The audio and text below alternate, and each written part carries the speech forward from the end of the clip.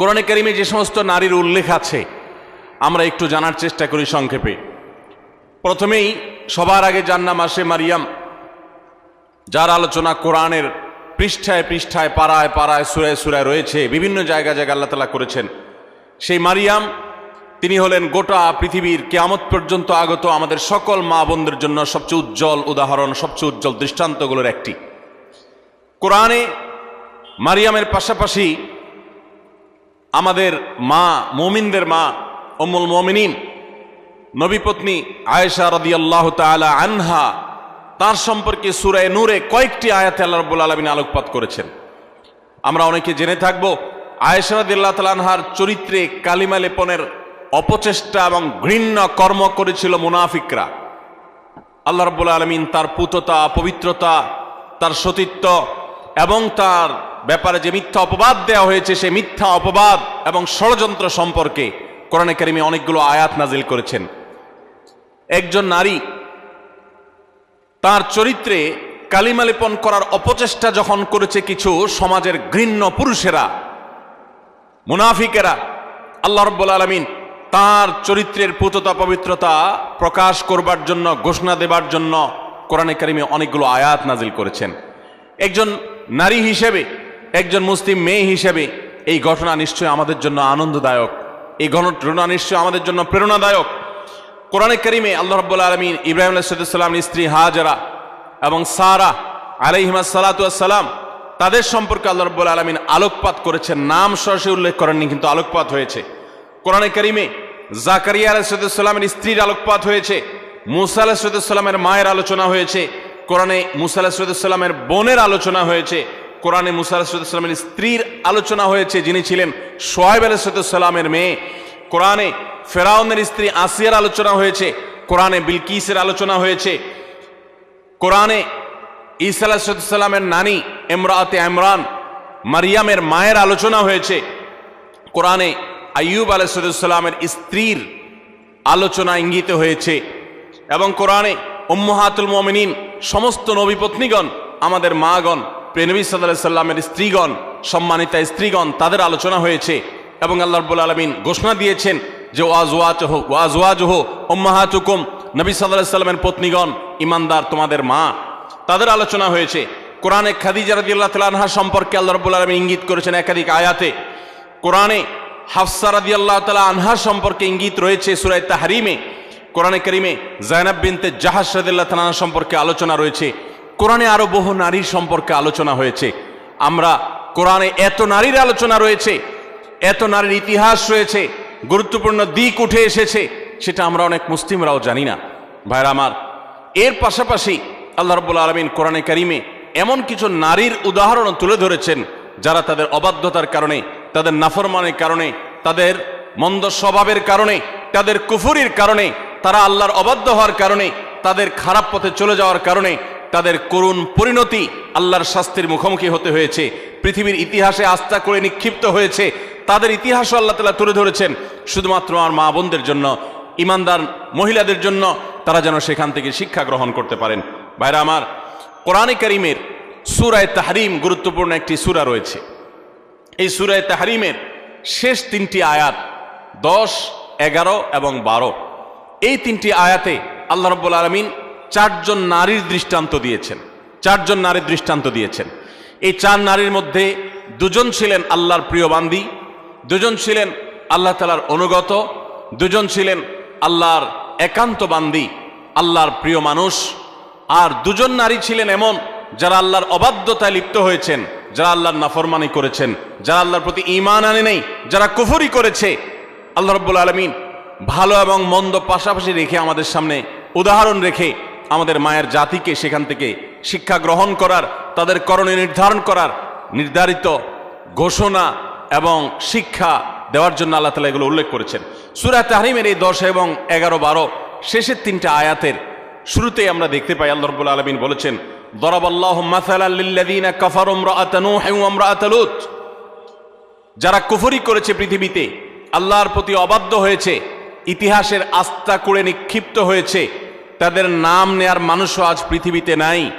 তাদের নাম উল্লেখ করা হলে সেটা ঘৃণা ভরে উল্লেখ করা হয়। করুণ পরিণতির মুখোমুখি তারা হয়েছে। আল্লাহর আযাব তাদের উভয়কে দুনিয়াতে ধ্বংস করেছে, সরাসরি আসমানি আযাব তাদেরকে স্পর্শ করেছে, এবং সেই আযাবের সাক্ষী এখনো রয়েছে পৃথিবীতে। রেড সি তার সাক্ষী। পৃথিবীতে আল্লাহ রাব্বুল আলামিন এখনো পর্যন্ত সেই আযাবের আলামত রেখে দিয়েছেন, এবং কোরআনে আল্লাহ ঘোষণা করেছেন আল্লাহর আযাবে ধ্বংস হওয়া জাতিদের জনপদগুলো ভ্রমণ করে তোমরা দেখো এবং শিক্ষা গ্রহণ করো। আমার মায়েরা, আমার বোনেরা, আল্লাহ রাব্বুল আলামিন সেরকম দুজন নারীর কথা বলেছেন। একজন হলেন নূহ আলাইহিস সালামের স্ত্রী, আরেকজন ছিলেন লূত আলাইহিস সালামের স্ত্রী। আল্লাহ তাআলা বলছেন কানাতা তাহতা আবদাইন, তারা দুজন নারী। অবাক করা বিষয় হলো তারা আল্লাহর নাফরমান ছিল, বেঈমান ছিল, কুফরিতে লিপ্ত ছিল, আল্লাহর প্রতি ঈমান আনে নাই, অথচ তারা দুজন নবীর স্ত্রী ছিলেন। নবীর ঘরে থেকেও তারা ঈমানদার হতে পারে নাই। এখান থেকে বোঝা যায় যে আমাদের সমাজে বহু আলেমের মেয়ে, বহু নেককার মানুষের মেয়ে, তাদের পরিবারের মেয়ে হয়ে অনেকে গর্ব করেন যে আমরা অমুক বংশের। এমনকি ছেলেদের বেলাও এই কথা প্রযোজ্য যে কোনো বংশ পরিচয় দিয়ে আল্লাহর কাছে কেউ কোনো মর্যাদা পাবে না কিয়ামতের দিন। আল্লাহর কাছে মর্যাদা পাবে বান্দার কর্ম দ্বারায়, তার বিশ্বাস দ্বারায়, তার আমল দ্বারায়। ইন্না আকরামাকুম ইনদাল্লাহি আতকাকুম, আমাদের মধ্যে কে বেশি মুত্তাকি আল্লাহ সেটা দেখবেন। একজন সাধারণ দিনমজুর, একজন সাধারণ রিক্সা চালকের মেয়ে আপনি, তার স্ত্রী আপনি, একজন সাধারণ মানুষের বোন আপনি, একজন সাধারণ মানুষের পরিবারের সদস্য আপনি। আপনি যদি আল্লাহ ভীরু হন, আপনি যদি মুত্তাকি হন, আপনি যদি গুনাহ পরিহার করেন, হারাম পরিত্যাগ করেন, খারাপ বিষয় পরিহার করেন, আল্লাহর কাছে আপনি সবচেয়ে শ্রেষ্ঠ মানুষ, সবচেয়ে উত্তম মানুষ, সবচেয়ে কিয়ামতের ময়দানের ভিআইপি মানুষ হতে পারবেন। আর যদি পক্ষান্তরে আপনি অনেক বড় বংশ গরিমার অধিকারী হন, কিন্তু আপনার কর্ম ভালো না হয়, এই আয়াত প্রমাণ করছে, তাহলে আল্লাহর কাছে আপনার কোনো মর্যাদা থাকবে না, বরং শাস্তি আপনি এড়াতে পারবেন না। আল্লাহ রাব্বুল আলামিন সেটাই বলেছেন কানাতা তাহতা আবদাইন মিন ইবাদিনা সালিহিন, আমার দুজন নেককার বান্দা অর্থাৎ দুজন নবী নূহ এবং লূত আলাইহিস সালাম, কোরআনে যাদের আলোচনা সবচেয়ে বেশি হয়েছে, যাদের ইতিহাস সবচেয়ে বেশি তুলে ধরা হয়েছে, তাদের মধ্যে এই দুজন নবী অন্যতম। লূত আলাইহিস সালামের এবং নূহ আলাইহিস সালামের এরকম দুইজন আল্লাহ তাআলার নেককার বান্দা এবং আল্লাহর প্রিয় নবী, তাদের স্ত্রী ছিলেন ফাখানাতাহুমা, এরপরও তারা তাদের প্রতি ঈমান আনে নাই, তারা আল্লাহর অবাধ্য হয়েছে, নাফরমানি করেছে। ফালাম ইউগনিয়া মিনাল্লাহি শাইআ, এজন্য তারা নবীর স্ত্রী হয়েও কোনো লাভ হয় নাই, কোনো কাজে আসে নাই। ওয়াকিলা দুখুলান নার মা আদ-দাখিলিন, বরং তাদেরকে জাহান্নামে প্রবেশ করার জন্য পরিষ্কারভাবে বলে দেওয়া হয়েছে, অর্থাৎ তোমাদের কৃতকর্মের দরুন তোমরা জাহান্নামে নিক্ষিপ্ত হও, সেই করুণ পরিণতির কথা তাদেরকে জানিয়ে দেওয়া হয়েছে। ঠিক এর পাশাপাশি আল্লাহ রাব্বুল আলামিন দুজন ভালো নারীর দৃষ্টান্ত দিয়েছেন পরবর্তী দুটি আয়াতে। সেই ভালো নারী যাদের দৃষ্টান্ত আল্লাহ রাব্বুল আলামিন দিয়েছেন সেটি হলো, তারা হলেন ওয়াদরাবাল্লাহু মাসাল লিল্লাযিনা আমানু ইমরাআতা ফিরআউন, যারা ঈমানদার তাদের সম্পর্কে আল্লাহ রাব্বুল আলামিন বলেছেন যে ঈমানদারদের জন্য উজ্জ্বল উদাহরণ দৃষ্টান্ত হলো ফেরাউনের স্ত্রী। ফেরাউন আল্লাহর অবাধ্য ছিল, নাফরমান ছিল, অথচ তার স্ত্রী আসিয়া আলাইহিস সালাম তিনি ছিলেন আল্লাহর অনুগত বান্দা, আল্লাহর প্রতি ঈমান এনেছেন। ইয ক্বালাত রাব্বি ইবলি ইনদাকা বাইতান ফিল জান্নাহ, তোমরা স্মরণ করো সেই সময়ের কথা যখন এই পাপিষ্ঠ ফেরাউন নিজের স্ত্রীকে কঠিন এবং পীড়াদায়ক যন্ত্রণাদায়ক শাস্তি দিয়ে তাকে হত্যা করেছে নির্মমভাবে। তিনি যখন শাহাদাতের সুধা পান করছিলেন তখন আল্লাহর কাছে দোয়া করেছেন রব্বি ইবনি লি ইনদাকা বাইতান ফিল জান্নাহ, আল্লাহ এই যে আমার প্রাণ বের হচ্ছে আযাবে তোমার প্রতি ঈমান আনার কারণে, তুমি এর বিনিময়ে আমার জন্য জান্নাতে গৃহ নির্মাণ করিও। ওয়ানাজ্জিনি মিন ফিরআউনা ওয়া আমালি, এবং ফেরাউনের যে কর্মকাণ্ড এগুলো থেকে আমাকে মুক্তি দাও। ওয়ানাজ্জিনি মিনাল কওমিজ জালিমিন, আর এই জালেম সম্প্রদায় থেকে আমাকে নাজাত দাও আল্লাহ। একজন হলেন ফেরাউনের স্ত্রী আসিয়া, তিনি আল্লাহর অনুগত বান্দি ছিলেন।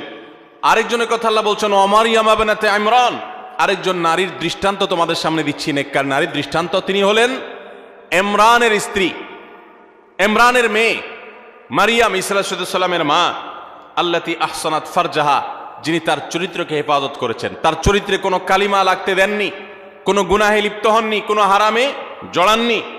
তিনি পরিপূর্ণ পুত পবিত্রা একজন নারী ছিলেন, সচ্চরিত্রবান একজন মানুষ ছিলেন। ফানাফাখনা ফীহি মির রূহিনা, তো আল্লাহ তাআলার রূহ, আল্লাহর বিশেষ অর্ডার তার কাছে এসেছে, যার ফলশ্রুতিতে ঈসা আলাইহিস সালামের মতো সন্তান বাবা ছাড়া সরাসরি আল্লাহর নির্দেশে অলৌকিকভাবে তিনি জন্ম দিয়েছেন। ওয়াসাদ্দাকাত বিকালিমাতি রাব্বিহা ওয়া কুতুবিহি ওয়া কানাত মিনাল কানিতিন, এবং তিনি আল্লাহ তাআলার অনুগত বান্দী ছিলেন। আল্লাহর কালিমাতকে তিনি বিশ্বাস করেছেন, আল্লাহর কিতাব, আসমানি কিতাবকে বিশ্বাস করেছেন, আল্লাহর অনুগত বান্দী ছিলেন। তাহলে এই তিনটি আয়াতে সূরা তাহরিমে আমরা চারজন নারীর দৃষ্টান্ত পেলাম গোটা দুনিয়ার সমস্ত নারীদের জন্য। এই চারজন নারীর দৃষ্টান্ত অনেক গুরুত্বপূর্ণ, শিক্ষণীয়। আমাদের উচিত, বিশেষ করে প্রত্যেক মুসলিম নারীর উচিত, সূরা তাহরিমের এই শেষ তিনটি আয়াতে যে চারজন নারীর দৃষ্টান্ত দেওয়া হয়েছে সে দৃষ্টান্তগুলো ভালো করে ব্যাখ্যা সহকারে পড়া, তাদের জীবনী সম্পর্কে জানা এবং তাদের কর্ম এবং কর্মফল সম্পর্কে অবগত হওয়া। এর ফলে আমরা ভালো হওয়ার প্রেরণা পাবো, মন্দ পথ থেকে বেঁচে থাকার প্রেরণা ইনশাআল্লাহ আমরা লাভ করতে পারবো। আল্লাহ রাব্বুল আলামিন আমাদের সকলকে এই সমস্ত কোরআনে কারীমের উজ্জ্বল উদাহরণগুলো, দৃষ্টান্তগুলো থেকে শিক্ষা গ্রহণ করার তৌফিক দান করুন। আমাদের মা বোনরা অনেকে কোরআনে কারীম সহি করে পড়তেও পারেন না, আবার অনেকে পড়তে পারেন কিন্তু তারা কোরআনে কারীমের অর্থ বোঝেন না, ব্যাখ্যা জানেন না, জানার আগ্রহ নাই, প্রচেষ্টা নেই। এটা খুবই দুঃখজনক একটি ব্যাপার, অত্যন্ত বেদনাদায়ক একটি অধ্যায়। কোরআন আল্লাহ তাআলা দিয়েছেন, আমার বোন, আপনাকে লক্ষ্য করে আল্লাহ তাআলা উদাহরণ দিয়েছেন। আপনার বয়স 30, 35, 40 হয়ে গেছে, অথচ আপনি একটি বারের জন্য সেটা খুলে দেখার, পড়ে দেখার প্রয়োজনীয়তা অনুভব করেন নাই। আপনি এটিকে জানার ফুরসতটুকু আপনার জীবনে পান নাই। কিয়ামতের ময়দানে কি নিয়ে আল্লাহর সামনে দাঁড়াবেন, কোন মুখে আল্লাহর কাছে জান্নাত আশা করবেন? এজন্য আমি আবারও আপনাদেরকে উদাত্ত আহ্বান করতে চাই, আমার মা বোনেরা, আপনারা সূরা তাহরিমের শেষ তিনটি আয়াত, আরও নারীদের সংশ্লিষ্ট যে সমস্ত বিষয় আসো রয়েছে কোরআনে, এগুলো আপনারা জানার চেষ্টা করবেন। নবী সাল্লাল্লাহু আলাইহি ওয়াসাল্লামের হাদিসে যা বলা হয়েছে সেগুলো জানার চেষ্টা করবেন। আল্লাহ তাআলা আমাদের সকলকে ঈমানদার, আল্লাহর অনুগত যে সমস্ত বান্দিরা ছিলেন, আমাদের মা বোনদেরকে তাদের অনুসরণ অনুকরণ করার তৌফিক দান করুন। এবং যারা আল্লাহর নাফরমানিতে লিপ্ত হয়েছে, অবাধ্যতা লিপ্ত হয়েছে, তাদের জীবনী, তাদের কর্ম এবং কর্মফল থেকে শিক্ষা গ্রহণ করে আল্লাহর নাফরমানি থেকে, হারাম কাজ থেকে, অন্যায় অশ্লীলতা থেকে আল্লাহ তাআলা আমাদেরকে বেঁচে থাকার তৌফিক দান করুন। ভাইরা আমার, কোরআনে কারীমের নারীদের যে আলোচনা রয়েছে শুধু কোরআনেই নেই, নবী সাল্লাল্লাহু আলাইহি ওয়াসাল্লামের হাদিসেও আমরা দেখতে পারি যে নারীদের জন্য কত আলোচনা রয়েছে। আমরা কোরআন এবং হাদিসে নারীদের এমন 11টি বিশেষ বৈশিষ্ট্যের কথা উল্লেখ করতে চাই আজ, যে বৈশিষ্ট্যের কথা একজন মুসলিম নারী হিসাবে গর্বিত হওয়ার জন্য যথেষ্ট। আপনি নারী হিসাবে জন্ম লাভ করার জন্য আনন্দিত হতে হলে এই 11টি বৈশিষ্ট্য, এটার দিকে দেখাটাই যথেষ্ট। নারী জন্মের আনন্দ আপনি অনুভব করবেন শুধুমাত্র এই 11টি পয়েন্ট আপনি জানতে পারলে। আমরা অনেক মা বোনরা আছি, তারা জানি না।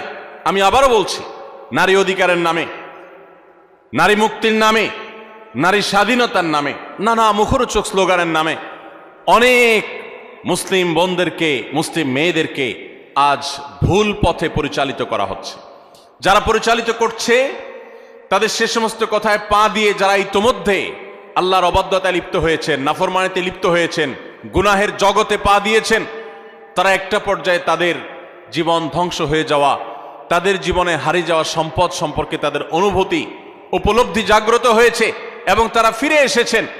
বিশেষ করে পশ্চিমা দুনিয়াতে আমরা তাকালে দেখতে পাই যে পশ্চিমা দুনিয়াতে অহরহ মুসলিম মেয়েরা, অমুসলিম মেয়েরা তারা দলে দলে ইসলামে আসছে এবং সে সমস্ত দেশগুলোতে সবচেয়ে বেশি ইসলাম গ্রহণ করছে নারীরা, পুরুষদের তুলনায় বেশি ইসলাম গ্রহণ করছে তারা। তার কারণ মা বোনরা বুঝতে পারছেন, তারা দেখতে পাচ্ছেন সেখানে যে কিভাবে তাদেরকে ভুল পথে পরিচালিত করা হয়েছে।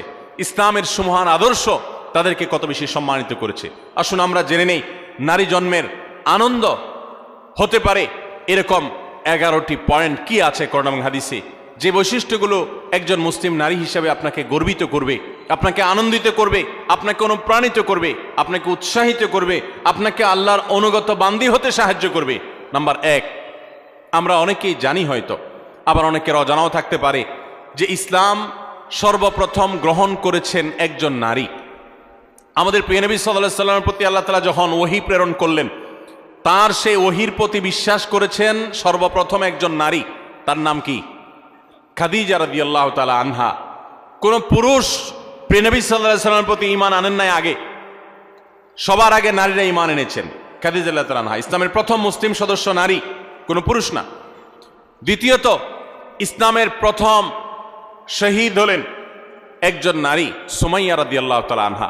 ইসলামের জন্য যিনি নিজের জীবনকে উৎসর্গ করেছেন, ইসলামের জন্য জীবন উৎসর্গ করার মতো এরকম গৌরব, এরকম মর্যাদার অধিকারী হয়েছেন একজন নারী, সুমাইয়া রাদিয়াল্লাহু তাআলা আনহা।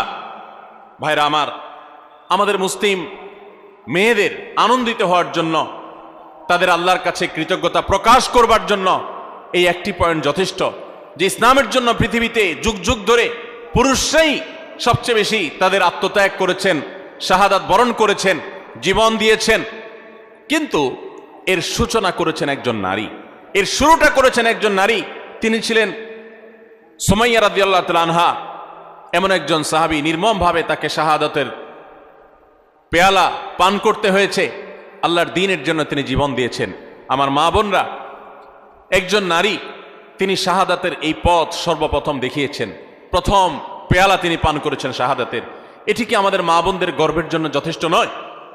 তৃতীয়ত, প্রিয়নবী সাল্লাল্লাহু আলাইহি সাল্লাম তার জীবনের একেবারে শেষের দিকে এসে অত্যন্ত হৃদয়গ্রাহী যে ওয়াসিয়ত ছিল, তার উপদেশ ছিল, সেই উপদেশের মধ্যে একটি ছিল ফাস্তাউসু বিন-নিসাই খায়রা।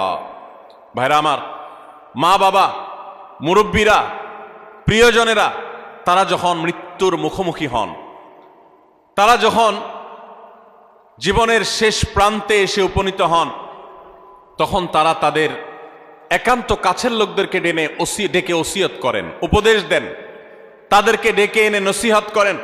জীবনের শেষ মুহূর্তে যাওয়ার সময় ছেলে মেয়েদের দিকে তাকিয়ে তাদের মাথায় হাত বুলিয়ে অত্যন্ত স্নেহ, পরম মমতার সাথে যে উপদেশ দেওয়া হয়, সেটার গুরুত্ব অপরিসীম।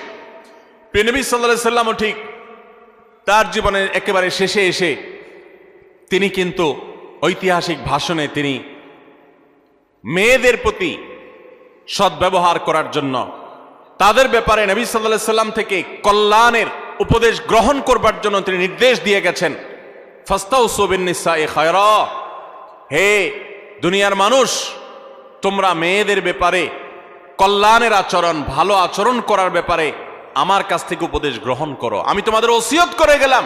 প্রিয়নবী সাল্লাল্লাহু আলাইহি ওয়াসাল্লাম এরকম হৃদয়গ্রাহী ভাষায় মা বোনদের ব্যাপারে সাবধান সতর্ক করে গেছেন। তার জীবনের শেষ সতর্ক বাণীগুলোর মধ্যে থেকে একটি, যে নারীদের ব্যাপারে তোমরা আমার কাছ থেকে উপদেশ গ্রহণ করো, কল্যাণ, তাদের সাথে তোমরা কল্যাণের আচরণ করবে, তাদের কল্যাণকামী হবে, সুন্দর আচরণ করবে, তাদের কোনো কষ্ট দিবে না।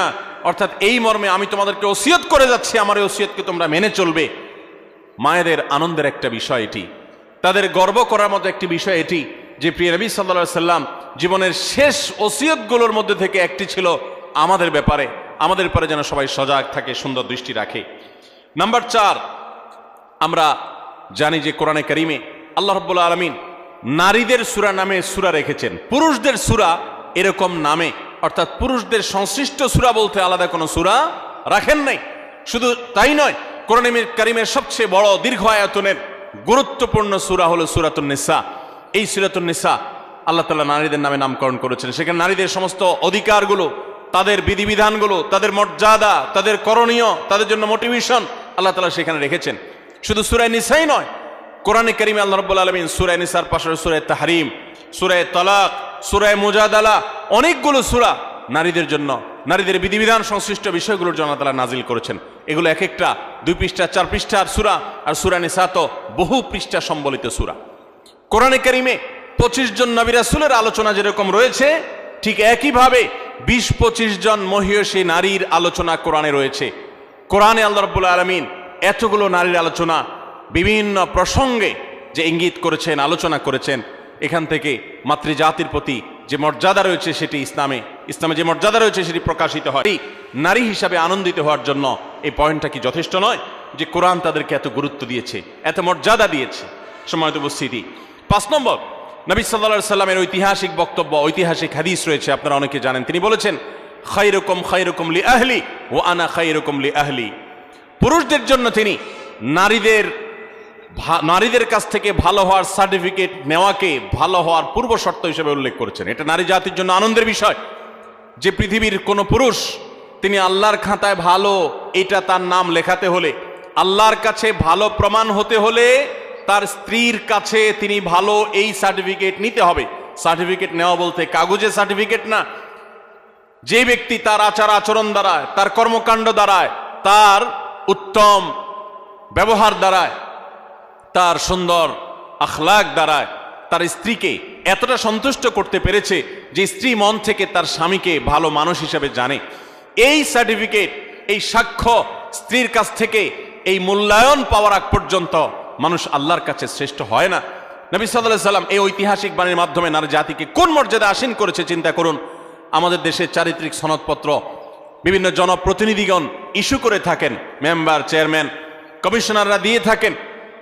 এর ফলে তাদের একটা মর্যাদা বোঝা যায় যে তারা সাধারণ নাগরিকের, সাধারণ মানুষের, সর্বস্তরের মানুষের চারিত্রিক সনদপত্র ইস্যু করে থাকেন। ইসলাম সমস্ত পুরুষদের চারিত্রিক সনদপত্র ইস্যু করার অধিকার নারীদের হাতে দিয়েছেন, স্ত্রীদের হাতে দিয়েছেন। স্ত্রী যদি বলে যে আমার স্বামী, তার আচার আচরণ, ব্যবহার, তার কর্মকাণ্ড সবকিছু মিলিয়ে তিনি একজন ভালো মানুষ, এটি আমি বলতে পারি, এটা যদি মন থেকে কোনো নারী তার স্বামী সম্পর্কে সাক্ষ্য দেন, তাহলে আল্লাহর কাছে তিনি অত্যন্ত মর্যাদাবান মানুষ হিসেবে প্রমাণিত হন। সময়ত উপস্থিতি, এখান থেকে মায়ের জাতি, নারী জাতির প্রতি ইসলাম যে মর্যাদা দিয়েছে সেটা দিনের আলোর মতো পরিষ্কার হয়ে যায়। নবী করিম সাল্লাল্লাহু আলাইহি সাল্লাম আরো বলেছেন, ওয়া আনা খায়রুকুম লি আহলি, তোমরা প্রত্যেকটা পুরুষ তোমাদের স্ত্রীদের কাছে ভালো আচরণ করে যতটা ভালো হতে পেরেছ, নবী সাল্লাল্লাহু আলাইহি সাল্লাম তার নিজের কথা বলেছেন। 9 জন স্ত্রী থাকার পরেও তিনি তাদের সম্পর্কে তার নিজের বক্তব্য হলো যে আমি আমার সমস্ত স্ত্রীদের কাছে, তোমরা যতটা ভালো হতে পেরেছো স্ত্রীদের কাছে, আমি হলাম তোমাদের চাইতেও আমার স্ত্রীদের কাছে বেশি ভালো। অর্থাৎ আমার স্ত্রীরা আমাকে ভালো বনে এত বেশি জানে, যেটা তোমাদেরকে তোমাদের স্ত্রীরা জানা। কত বেশি উত্তম আচরণ করলে নবী সাল্লাল্লাহু আলাইহি সাল্লাম এই আসনে আসীন হতে পেরেছেন। ভাইরা আমার, কতটা আস্থা থাকলে এভাবে বলা যায়। তো এখান থেকে নারী জাতির মর্যাদা পরিষ্কারভাবে বোঝা যায় যে পুরুষদের শ্রেষ্ঠত্ব এবং তাদের মর্যাদা, তাদের মূল্যায়ন, এটা আল্লাহ তাআলা নারীদের উপরে ন্যস্ত করেছেন। নাম্বার 6, আমাদের প্রিয় নবী সাল্লাল্লাহু আলাইহি সাল্লাম নারীদেরকে অনেক বেশি পছন্দ করতেন, ভালোবাসতেন, শ্রদ্ধা করতেন। এর মানে হলো, আপনারা জানেন, মা এবং বাবা উভয়ের মর্যাদা বর্ণনা করতে গিয়ে নবী সাল্লাল্লাহু আলাইহি সাল্লাম কার মর্যাদা বেশি বর্ণনা করেছেন, বাবার না মায়ের? মায়ের। তাহলে এখানে নারীকে নবী সাল্লাল্লাহু আলাইহি সাল্লাম অগ্রাধিকার দিয়েছেন। এবং নবী সাল্লাল্লাহু আলাইহি সাল্লামের কাছে যখন সাহাবী জিজ্ঞাসা করেছেন, ইয়া রাসূলুল্লাহ আবাররু মান, আমি কার সাথে বেশি সদাচরণ করব? নবী সাল্লাল্লাহু আলাইহি সাল্লাম বলেছেন, উম্মাক, তোমার মায়ের সাথে। এরপরে আবার সাহাবী জিজ্ঞাসা করলেন, এরপর? তিনি বলেছেন, এরপরও তোমার মায়ের সাথে। এরপর জিজ্ঞাসা করলেন আবারও সাহাবী, বুঝলাম, এরপর কার সাথে করব? নবী সাল্লাল্লাহু আলাইহি সাল্লাম বলেন, এবারও বলেন তোমার মায়ের সাথে। তারপর যখন সাহাবী জিজ্ঞাসা করলেন চতুর্থবার, তখন বললেন তোমার বাবার সাথে।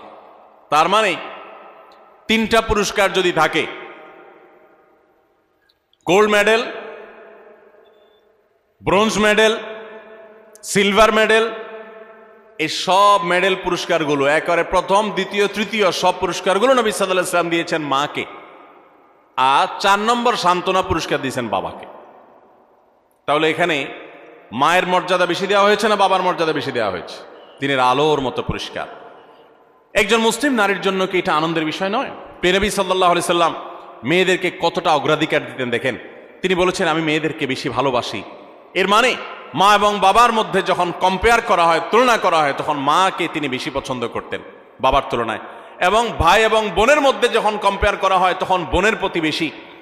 এবং ছেলে এবং মেয়ের মধ্যে যখন কম্পেয়ার করা হয়, তখন নবী আলাইহিস সালাম মেয়েদের প্রতি টান, মেয়ের প্রতি টান বেশি ছিল। এই ছিল নবী সাল্লাল্লাহু আলাইহি সাল্লামের মেয়ে জাতির প্রতি, নারী জাতির প্রতি, মাতৃজাতির প্রতি তার মহানুভবতা, তার ভালোবাসা, তার আন্তরিকতা, তার স্নেহ মমতা। তাদেরকে এতটা শ্রদ্ধা তিনি করতেন, এতটা সম্মান তিনি করতেন। আমরা অনেক পুরুষ আছি, আমাদের মা বোনদেরকে তুচ্ছতাচ্ছিল্য করে কথা বলি, তাদেরকে অপমান করে কথা বলি। আমাদের আল্লাহকে ভয় করা উচিত। তারা ভুল করলে সেটা উত্তম উপায়ে সংশোধন করা উচিত, ব্যবহার খারাপ করা উচিত নয়। যাই হোক, তাহলে 6 নম্বরে আমরা জানলাম যে মাতৃজাতির আনন্দের বিষয় হলো, নারী জাতির আনন্দের বিষয় হলো, মুসলিম নারীর আনন্দের বিষয় হলো, তার মর্যাদার বিষয় হলো যে নবী সাল্লাল্লাহু আলাইহি সাল্লাম তাদেরকে ভালোবাসতেন। পুরুষদের তুলনায় সবসময় নারীদেরকে তিনি অগ্রাধিকার দিতেন, বেশি পছন্দ করতেন, ভালোবাসতেন। নাম্বার 7, জান্নাত নারীদের জন্য আল্লাহ তাআলা সবচেয়ে সহজ করেছেন। পুরুষদের তুলনায় নারীদের জন্য জান্নাত অনেক সহজ করা হয়েছে। একজন পুরুষ তাকে জান্নাতে যেতে হলে তাকে হালাল উপার্জন করতে হয়। আর ইসলাম উপার্জনের কোনো দায় দায়িত্ব মেয়েদের উপরে চাপান নাই। যতদিন বিয়ে না হবে তিনি বাবার দায়িত্বে থাকবেন। যখন বিয়ে হয়ে যাবে স্বামীর দায়িত্বে চলে যাবেন। স্বামী মারা যাবে ছেলেদের দায়িত্বে চলে যাবেন, ভাইদের দায়িত্বে চলে যাবেন। কিন্তু নারী, তাকে তার নিজের ভরণ পোষণের জন্য ইসলাম বলে নাই স্ট্রাগল করতে, বরং তার জন্য পুরুষরা স্ট্রাগল করতে বাধ্য। আর পুরুষরা যখন স্ট্রাগল করতে যায়, উপার্জন করতে যায়, কামাই রোজগার করতে যায়, তখন তার হালাল হারাম বাজ বিচার করতে হয়। কাজটা কিন্তু সহজ না। হারাম থেকে বেঁচে থেকে আবার পয়সা করে কামাই করে এনে পরিবারের ভরণ পোষণের ব্যবস্থা করা, এটা খুব সহজ কাজ না। এই জন্য পুরুষকে জান্নাতে যেতে হলে শুধু 5 ওয়াক্ত নামাজ পড়লে, রমজান রোজা রাখলে এবং মৌলিক কিছু কাজ করলেই যথেষ্ট হয় না, তাকে হালাল উপার্জন করতে হয়, হারাম থেকে বাঁচতে হয়। নারীর জন্য এই সমস্ত হ্যাসেল নাই, তাদের জন্য অনেক সহজ। নবী করিম সাল্লাল্লাহু আলাইহি সাল্লাম বলেছেন, ইযা সাল্লাতিল মারআতু খামসাহা ওয়া সামাত শাহরাহা ওয়া আতাআত যাওজাহা ওয়া হাফিজাত ফারজাহা। কোন নারী যখন 4টি কাজ করে, 5 ওয়াক্ত নামাজ যখন পড়ে, রমজানের রোজা যখন ঠিকমতো রাখে এবং স্বামীর আনুগত্য, স্বামী যদি অন্যায় কোনো কথা না বলে তাহলে তাকে মেনে চলে, মান্য করে, শ্রদ্ধা করে, অভিভাবক হিসাবে তার সিদ্ধান্তকে মেনে চলে এবং নিজের ইজ্জত আবরুর হেফাজত করে, কোনোভাবে চরিত্রহীন নারীদের কাতারে সামিল হয় না, গুনাহ করে না। সেটা ইমোতে হোক, সেটা সোশ্যাল মিডিয়াতে হোক, মেসেঞ্জারে হোক, ফেসবুকে হোক, ইউটিউবে হোক, অনলাইনে হোক, অফলাইনে হোক, বিবাহ বহির্ভূত সম্পর্কের মাধ্যমে হোক, কোনোভাবে নিজের চরিত্রকে নষ্ট করে না। এই নারী, আল্লাহ রাব্বুল আলামিন তাকে জান্নাতের যে কোনো দুয়ার দিয়ে প্রবেশ করার সুযোগ দান করবেন। ভাইরা আমার, এই যে মর্যাদা দেওয়া হলো, জান্নাতে প্রবেশ করা তাদের জন্য সহজ করে দেওয়া হয়েছে। 4টি আমল তাদেরকে জান্নাতে যেতে সাহায্য করবে। আর পুরুষ তাকে অনেক স্ট্রাগল করে তারপরে তাকে জান্নাতে যেতে হয়। এটা নারী জাতির জন্য আনন্দের বিষয়। নাম্বার 8, মেয়েরা যদি হজ করে তাহলে তাদের সেই হজ জেহাদের সমতুল্য। পুরুষ হজ করলে হজের সওয়াব পাবে, বাস এটুকু। একজন নারী যখন হজ করেন তখন তিনি পুরুষদের মতো হজের সওয়াব তো পাবেনই, পাশাপাশি ইসলাম তাকে জেহাদে শামিল হয়ে পুরুষ যেরকম মর্যাদা পায়, হজ করার মাধ্যমে নারীকে সেই মর্যাদা দেয়। হজ্জুহুন্না জিহাদ। নবী সাল্লাল্লাহু আলাইহি সাল্লাম তাদের নারীদের হজকে জিহাদের সাথে তুলনা করেছেন। এটা তাদের মর্যাদার ব্যাপার, এটা তাদের জন্য স্পেশাল। ঠিক একইভাবে নম্বর 9, নারীরা যদি কোনো সন্তানদেরকে সুন্দরভাবে জন্মদানের পর লালন পালন করে, বিশেষ করে জন্মদান করতে গিয়ে যদি কোনো নারী মৃত্যুবরণ করেন তাহলে তাকে শাহাদাতের মর্যাদা দেওয়ার কথা বলা হয়েছে।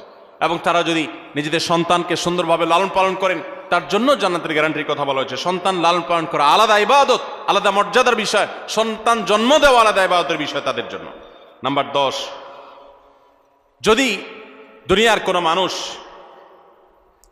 কোনো মানুষ, কোনো পুরুষ যদি কোনো নারী জন্ম দেয় এবং কোনো মেয়ে জন্ম দেওয়ার পর সে মেয়েকে যদি উত্তমভাবে লালন পালন করে, তাকে সুপাত্রস্থ করে, তার ভরণ পোষণ ব্যবস্থা করে, তার প্রতি সদাচরণ করে, মেয়ে হিসাবে তাকে তুচ্ছতাচ্ছিল্য না করে, ছোট না করে, তার হক নষ্ট না করে, এরকম যদি নারীদের সাথে সুন্দর আচরণ করে, তো আল্লাহ রাব্বুল আলামিন ওই পুরুষদের জন্য জান্নাতের গ্যারান্টি দিয়েছেন।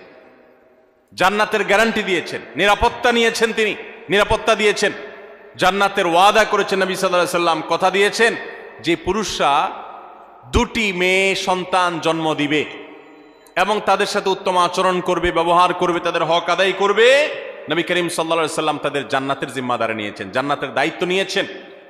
এবং অন্য আরেকটি হাদিসে আছে নবী সাল্লাল্লাহু আলাইহি সাল্লাম জান্নাতে তার সাথে থাকার সৌভাগ্য হবে বলেছেন যদি কেউ তার 2টি বোন অথবা 2টি মেয়েকে সুন্দরভাবে, উত্তমভাবে তাদের সাথে আচার আচরণ করে, ব্যবহার করে, তাদের হক আদায় করে, কোনো ক্ষেত্রে ত্রুটি না করে, যত্ন করে, তাহলে সে ব্যক্তি শুধু জান্নাতে যাবে তা নয়, নবী সাল্লাল্লাহু আলাইহি সাল্লামের সাথে জান্নাতে থাকতে পারে। ভাইরা আমার, কোরআন এবং হাদিসের কোথাও আমি আজও পর্যন্ত পাই নাই 1 ডজন ছেলে জন্ম দিলে, 1 ডজন ছেলে জন্ম দিলে, 10টা 12টা ছেলে জন্ম দিলে, তাদের সাথে সুন্দর আচরণ করলে, কোরআন হাদিসে কোথাও তার জন্য ফজিলত মর্যাদা হিসাবে স্পেশাল ভাবে জান্নাতে যাওয়ার ঘোষণা, নবী সাল্লাল্লাহু আলাইহি ওয়াসাল্লামের সাথে জান্নাতে থাকার সৌভাগ্যের কথা কোথাও ঘোষণা করা হয়েছে এমন কোন হাদিসের কথা আমি জানি না, এমন কোন আয়াত কোরআনে নাই। কিন্তু 2জন মেয়েকে, 2জন বা 2জনের অধিক মেয়েকে যদি কোনো বাবা মা লালন পালন করেন, সুন্দরভাবে তাদের সাথে সদাচরণ করেন, দুর্ব্যবহার না করেন, তাদেরকে কোণঠাসা করে না রাখেন, মেয়ে হিসাবে তাদের প্রতি জুলুম না করেন, তাহলে ওই ব্যক্তিদের জন্য জান্নাতের গ্যারান্টির কথা বলেছেন। তাহলে নারী হিসাবে জন্ম লাভ করা এটা আনন্দের বিষয় মুসলমান মেয়েদের জন্য। ইসলাম তাদেরকে এত মর্যাদা দিয়েছে।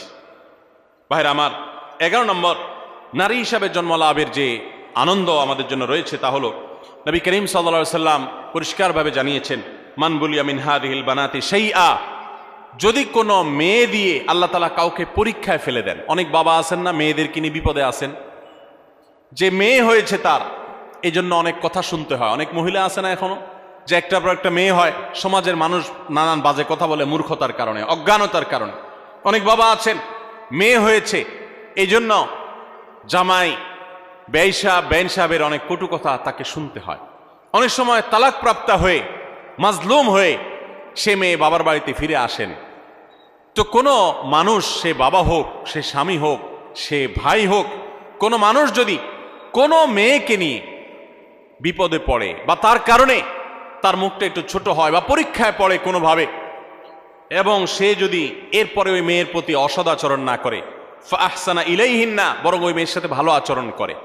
বাবা, মেয়ে তালাক প্রাপ্ত হয়ে আসছে, কটু কথা বলে না, ভাইরা খোঁচা দিয়ে কথা বলে না যে স্বামী সংসার করতে পারস নাই, এসে উঠছিস আমাদের ঘরে, বরং তারা তার প্রতি সদাচরণ করে, আল্লাহর ফয়সালা মেনে নিয়ে তারা সুন্দর আখলাক দেখায়। এরকম যদি কেউ করে তো ওই পুরুষদের জন্য, ওই মানুষদের জন্য নবী সাল্লাল্লাহু আলাইহি সাল্লাম বলেছেন, কুন্না লাহু সিতরাম মিনান নার, এই নারী যার কারণে তারা একটু কষ্টের মধ্যে পড়েছে, একটু পরীক্ষার মধ্যে পড়েছে, একটু সমাজে তারা হেয় হয়েছে, জুলুমের শিকার হয়েছে, তো বোনের কারণে, মেয়ের কারণে যে বাবা, যে ভাই এতটুকু কোণঠাসা পরিস্থিতিতে পড়েছেন, এরকম জটিলতার মধ্যে পড়েছেন, তারা যদি সবর করেন এবং তারা যদি মেয়ের সাথে এর কারণে খারাপ আচরণ না করেন, ভালো আচরণ করেন, তো নবী সাল্লাল্লাহু আলাইহি সাল্লাম বলেছেন এই মেয়ে কিয়ামতের ময়দানে তাদের জাহান্নাম থেকে বাঁচার ডাল হবে, জাহান্নাম থেকে বাঁচার কারণ হবে।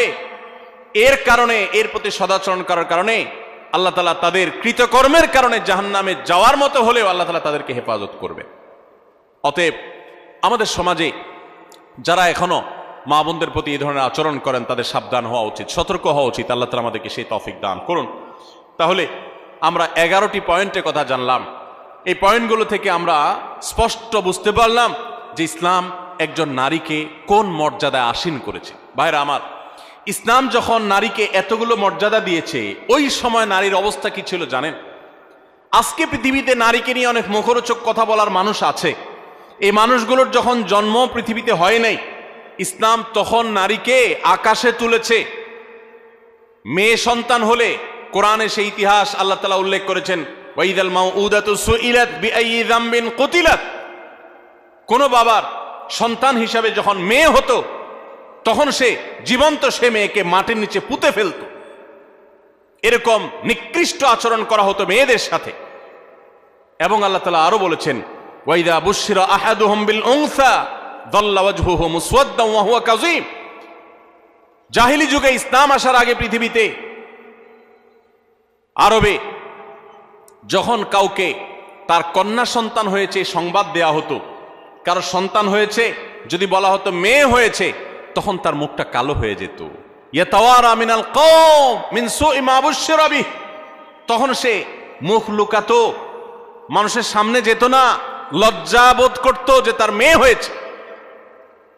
দেখুন, সেই রকম একটি বর্বর সমাজের মধ্যে যখন নারী হিসাবে জন্মগ্রহণ করাটাকে অপরাধ মনে করা হতো, স্ত্রীর সাথে যখন পশু পাখির মতো, প্রাণীর মতো, চতুষ্পদ জন্তুর মতো আচরণ করা হতো, মাসিক হলে একটা ঘরে বন্দি করে রাখা হতো, ওখানে পুরুষ যেত না, গবাদি পশুর মতো আচরণ করা হতো, এই রকম সমাজে ইসলাম নারীকে এমন মর্যাদা দিয়েছে যে সেই মর্যাদায় পৃথিবীর ইতিহাসে কখনো নারীকে কেউ তুলতে পারে নাই।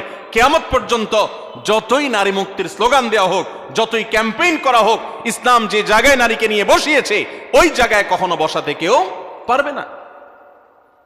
এতগুলো মর্যাদার কথা ইসলাম নারীদের জন্য দিয়েছে। আমাদের অনেক মা বোন, এমনকি অনেক পুরুষরা, আমরা অনেক মুখরোচক স্লোগান শুনে প্রতারিত হয়ে যাই, আমরা ধোকায় পড়ে যাই, আমরা এই সমস্ত প্রতারণার ফাঁদে পড়ে আমাদের ঈমান আমল নষ্ট করি, কোরআন হাদিসের প্রতি আমাদের আস্থা নষ্ট হয়ে যায় অনেকের।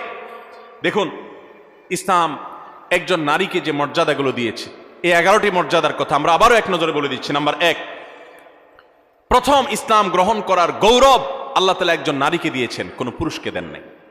তিনি ছিলেন খাদিজা রাদিয়াল্লাহু তাআলা আনহা, ইসলামের প্রথম সদস্য একজন নারী। আবু বকর রাদিয়াল্লাহু তাআলা তারপর ইসলাম গ্রহণ করেছেন। সবার আগে ইসলাম গ্রহণ করেছেন কে? খাদিজা রাদিয়াল্লাহু তাআলা আনহা। নারী জাতির জন্য কত গৌরবের বিষয়, এটা আল্লাহ তাআলা এই মর্যাদা দিয়েছেন তাদেরকে। দ্বিতীয়ত, ইসলামের জন্য সবচেয়ে বড় আত্মত্যাগের বিষয় হলো শাহাদাত, নিজের জীবন আল্লাহর রাস্তায় বিলিয়ে দেওয়া। ইসলামের জন্য সর্বপ্রথম জীবন বিলিয়ে দেওয়ার এই মর্যাদা, এই গৌরব আল্লাহ তাআলা দিয়েছেন একজন নারীকে, তিনি ছিলেন সুমাইয়া রাদিয়াল্লাহু তাআলা আনহা। তৃতীয়ত, প্রিয় নবী সাল্লাল্লাহু আলাইহি সাল্লামের বিদায় হজে তার জীবনের শেষের দিকে যে ঐতিহাসিক বক্তব্য দিয়েছেন, সেই ঐতিহাসিক ভাষণে যাদের প্রতি বিশেষ যত্নশীল হওয়ার জন্য পুরুষদেরকে অন্য সবাইকে নির্দেশ করেছেন, তারা হলেন নারীরা। ফাস্তাউসু বিন-নিসাই খায়রা, তোমরা মেয়েদের প্রতি সদাচরণ করার ব্যাপারে আমার কাছ থেকে ওসিয়ত গ্রহণ করো, আমি ওসিয়ত করতেছি তোমাদেরকে। নবী সাল্লাল্লাহু আলাইহি সাল্লাম নারীদের প্রতি সদাচরণ করার ওসিয়ত করে গেছেন, এটা নারী জাতির জন্য গৌরবের বিষয়। নাম্বার 4, কোরআনে কারীম নারী জাতিকে এত গুরুত্ব দিয়েছে যে কোরআনের সবচেয়ে বড় সূরাগুলোর একটি হলো সূরাতুন নিসা, নারীদের সূরা। সূরায়ে নাজিল করেছেন আল্লাহ তাআলা নারীদের সূরা বলে। পুরুষদের সূরা বলতে সূরাতুর রিজাল বলতে কোনো সূরা নাই, নারীদের সূরা বলতে সূরা আছে। শুধু তাই নয়, কোরআনে কারীমে এই সূরায় যেরকম নারীদের অধিকার, তাদের জন্য উপদেশ, তাদের প্রতি অন্যদের কর্তব্য, তাদের সংশ্লিষ্ট বিধিবিধান আলোকপাত করেছেন, ঠিক একইভাবে কোরআনে কারীমে আরো অনেকগুলো গুরুত্বপূর্ণ সূরা, কয়েক পৃষ্ঠাব্যাপী যে সমস্ত সূরা রয়েছে, সূরা তাহরিম, সূরা তালাক, সূরা মুজাদালা, নারীদের জন্য উল্লেখ করেছেন। কোরআনে 25 জন নবী রাসূলের যেরকম আল্লাহ তাআলা আলোচনা করেছেন, 20-25 জন মহিষী নারীর আলোচনা করেছেন।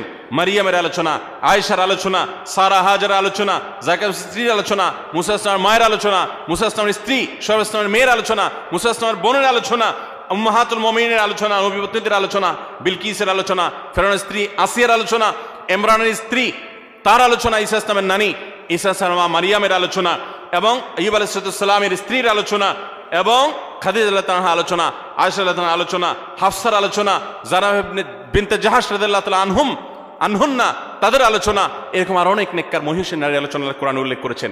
এ থেকে কোরআন যে নারীদের মর্যাদা সেটি বোঝা যায়। নাম্বার 5, নবী সাল্লাল্লাহু আলাইহি সাল্লাম বলেছেন, তোমাদের মধ্যে সবচেয়ে উত্তম সে যে ব্যক্তি তার স্ত্রীর কাছে ভালো হতে পেরেছে, যার স্ত্রী তার ব্যাপারে সাক্ষ্য দেয় যে আমার স্বামী একজন আসলে আপাদমস্তক ভালো মানুষ, ভেতর থেকে সাক্ষ্য যে নিতে পারে, এই মূল্যায়ন যে নিতে পারে, সেই হলো প্রকৃত অর্থে ভালো মানুষ।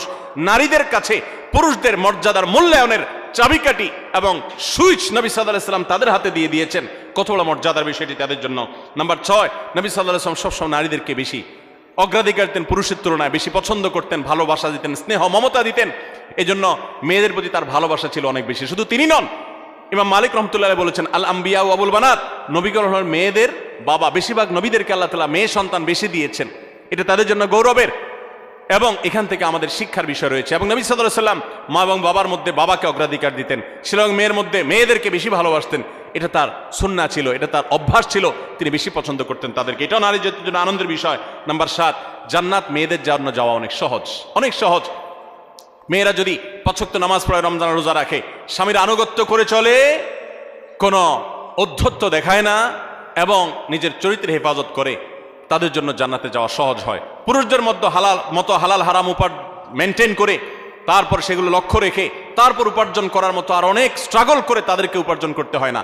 হালাল হারাম উপার্জন করতে গিয়ে পুরুষরা মানুষকে গালি দিয়ে হারাম কামাই করে জাহান্নামে যেতে হয়, মানুষের সাথে মারামারিতে লিপ্ত হতে হয়, অনেক কঠিন পরিস্থিতির মুখোমুখি হতে হয়। এসব হ্যাসেল মেয়েদের জন্য নয়। বরং কোন নারী তিনি যদি সন্তান জন্ম দিতে গিয়ে যদি তিনি মৃত্যুবরণ করেন, তাকে শাহাদাতের মর্যাদা দেওয়া হয়, তাদের জান্নাতে যাওয়ার পথ তুলনামূলকভাবে অনেক সুগম। নাম্বার 8, মেয়েদের হজকে আল্লাহ রাব্বুল আলামিন নবী সাল্লাল্লাহু আলাইহি সাল্লাম জিহাদের সাথে তুলনা করেছেন। তারা হজ করলে সেটা জিহাদের সওয়াব পাওয়া যায়। নাম্বার 9, মেয়েদেরকে লালন পালন করলে পুরুষদের জন্য নবী সাল্লাল্লাহু আলাইহি সাল্লাম জান্নাতের দায়িত্ব নিয়েছেন। শুধু তাই নয়, যদি 2 জন মেয়ে 2 জন বোনকে কেউ সুন্দরভাবে লালন পালন করে, সদাচরণ করে, তাদের প্রতি বৈষম্য না করে, ছেলেদেরকে দিল মেয়েদেরকে দিল না এরকম না করে, বরং ছেলেদেরকে যা দেয় মেয়েদেরকেও দেয়, তাদের প্রতি কোনো হক নষ্ট করে না, ছোট নজরে দেখে না, বৈষম্যের নজরে দেখে না, তাদের প্রতি ভালো আচরণ করে, সুশিক্ষা দেয়, দ্বীনের শিক্ষা দেয়, আল্লাহর সাথে পরিচয় করায়, সুপাত্রস্থ করে, কোনোভাবে তাচ্ছিল্য করে না, অবজ্ঞা করে না, এরকম যদি কোনো পুরুষ করে, নবী সাল্লাল্লাহু আলাইহি ওয়াসাল্লাম তার জান্নাতের দায়িত্ব তো নিয়েছেন, পাশাপাশি হাদিসে এও বলা আছে যে নবী সাল্লাল্লাহু আলাইহি ওয়াসাল্লামের সাথে জান্নাতে থাকার সৌভাগ্য লাভ হবে ওই ব্যক্তির। নবী সাল্লাল্লাহু আলাইহি ওয়াসাল্লামের সাথে জান্নাত থাকার সুযোগ পাওয়া যাবে।